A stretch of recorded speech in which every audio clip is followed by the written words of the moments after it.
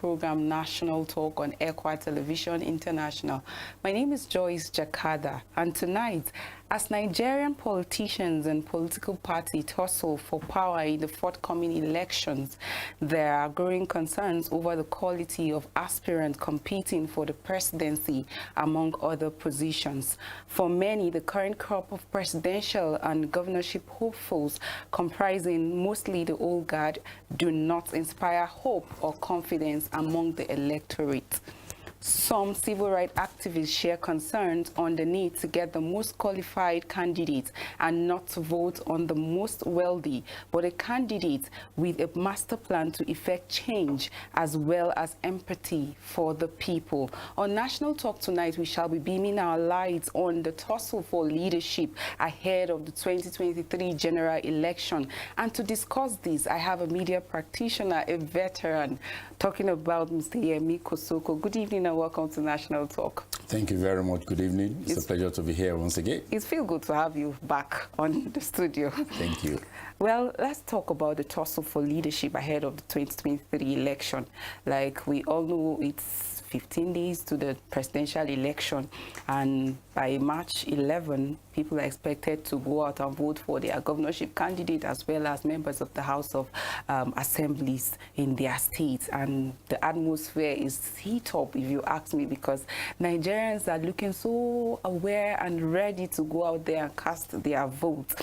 And so many concerns from insecurity, the lack of cash, verbal violence among even the political gladiators. I don't know if you have any concern about these 2023 elections. Well, as a Nigerian, even non political change that we've been talking about and things like that, in terms of leadership, we've not really enjoyed the leadership that is desired to take the country forward. And it's a pity what we're seeing in the electionary campaign. It's not been an ideal situation whereby issues have been canvassed, issues have been addressed. It's of late that we are seeing a deviation from when they started. And up till now, we still see a little bit of mudslinging.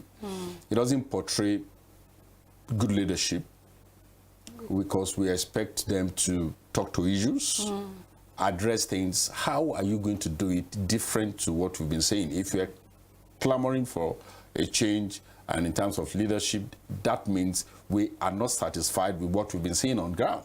So how are you going to make the difference? That is the question. That is the concern. And that is what we're looking ahead, that how will it be? In recent times, we've had some of the people that are campaigning abusive languages. It's not the best.